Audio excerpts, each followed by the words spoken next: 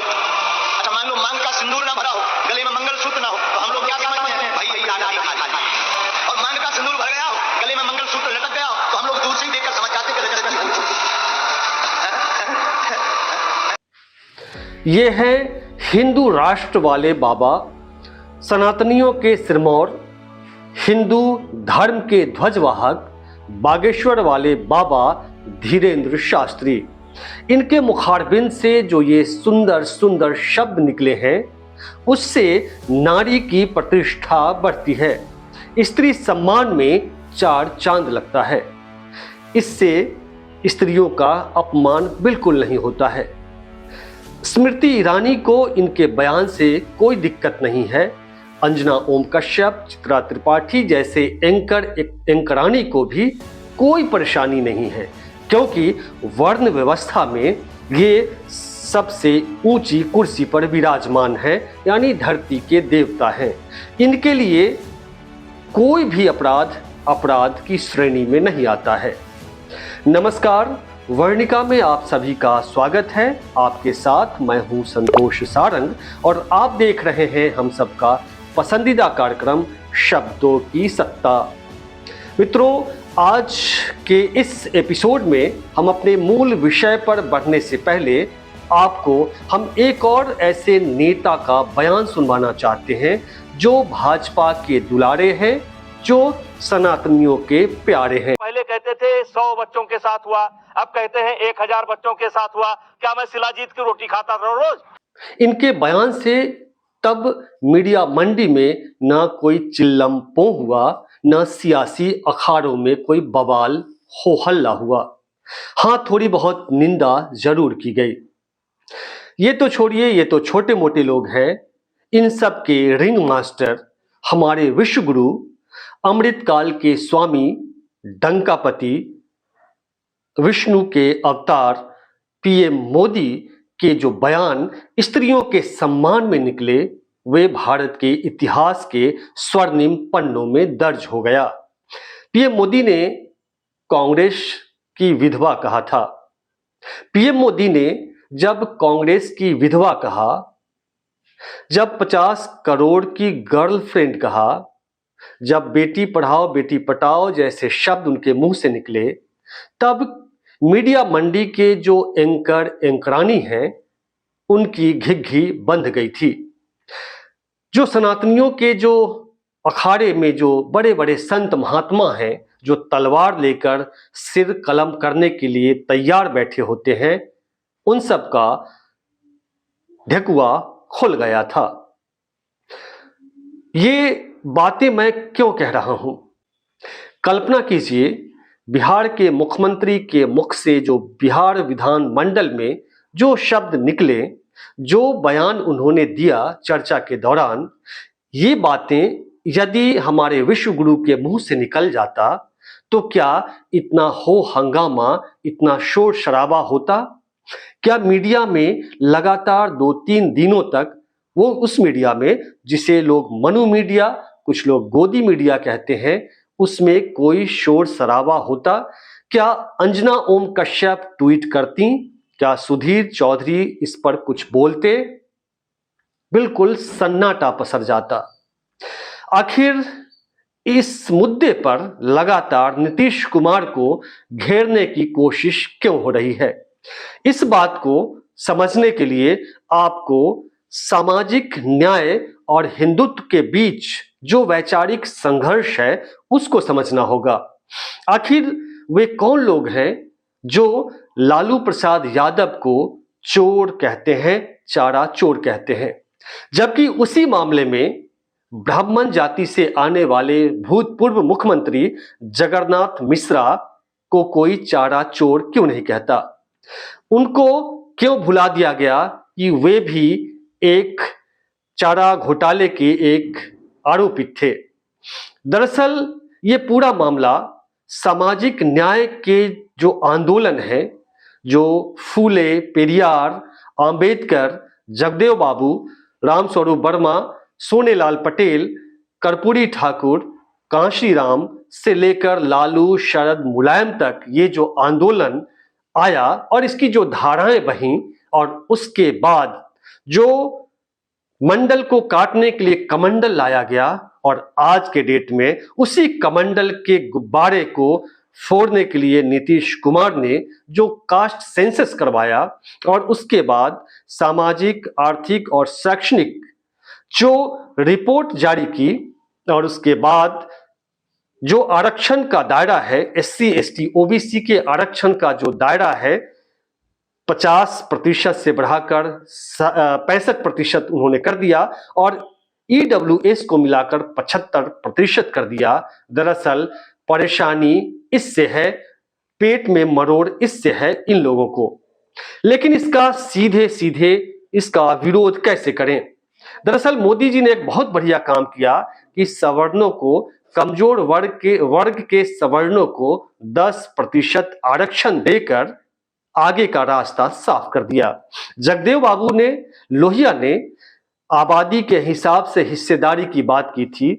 बहुजन जो नायक हैं, जो महापुरुष हैं, उनके आंदोलन को अंजाम तक पहुंचाने के लिए नीतीश कुमार का यह ऐतिहासिक कदम इतिहास के पन्नों में दर्ज हो गया। जो मोदी जी जो खुद को ओबीसी कार्ड खेलकर, खुद को ओबीसी बताकर एक बड़ी आबादी ओबीसी, SC, ST का जो वोट लेकर और मनुवादियों के लिए, उसके हित के लिए जो काम किया है, अब लोगों को समझ में बात आने लगी है।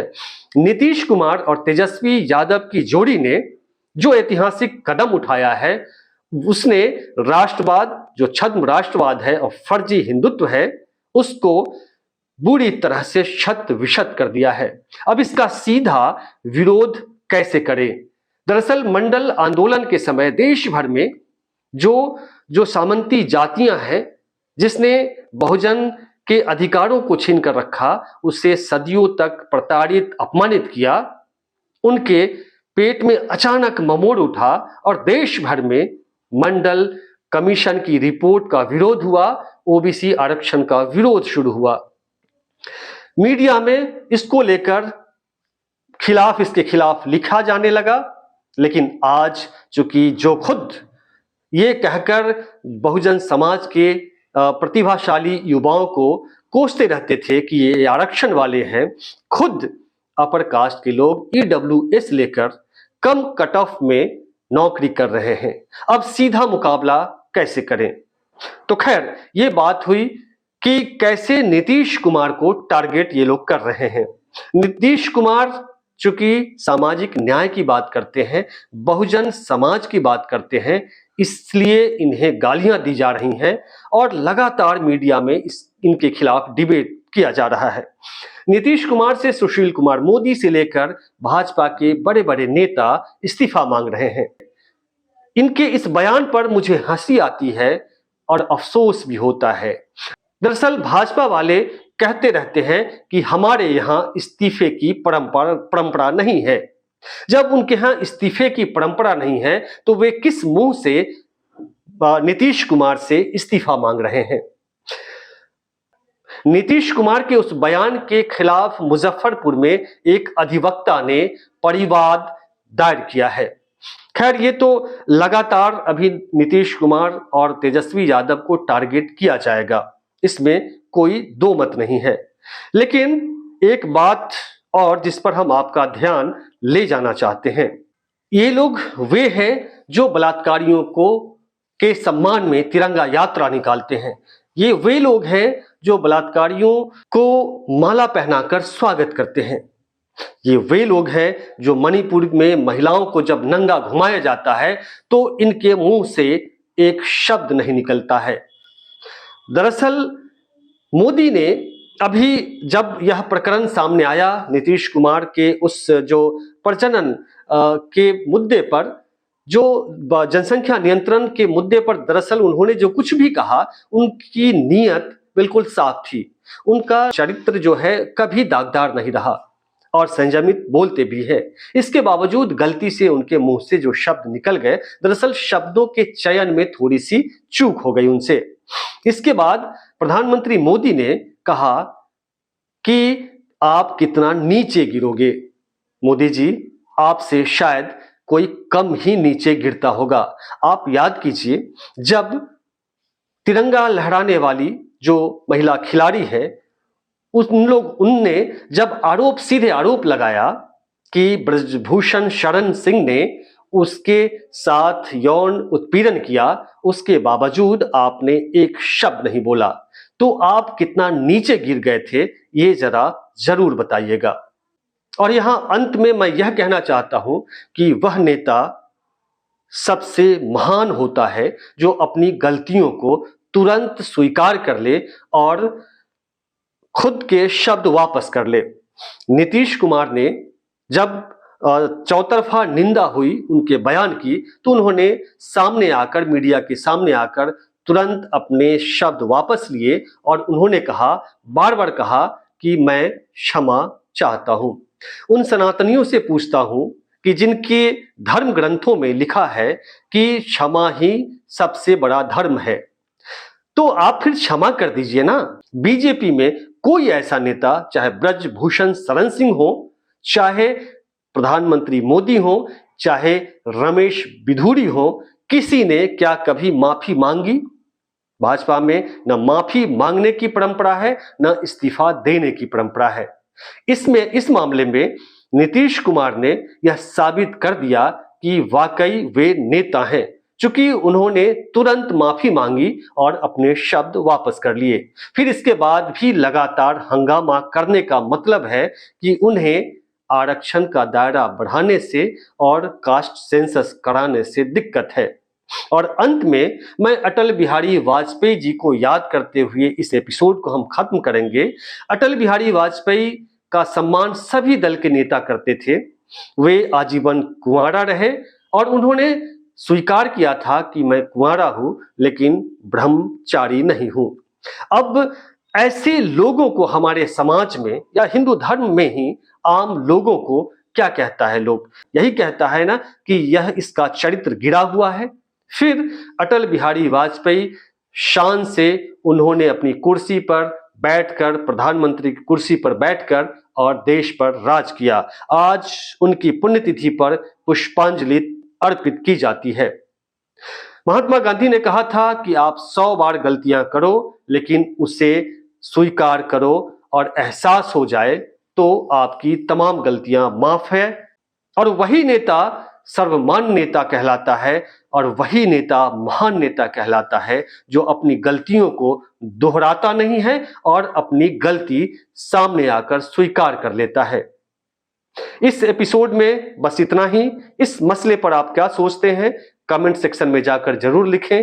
तो चलिए अगले एपिसोड में फिर मिलते हैं किसी नए विषय के साथ। तब तक के लिए नमस्कार।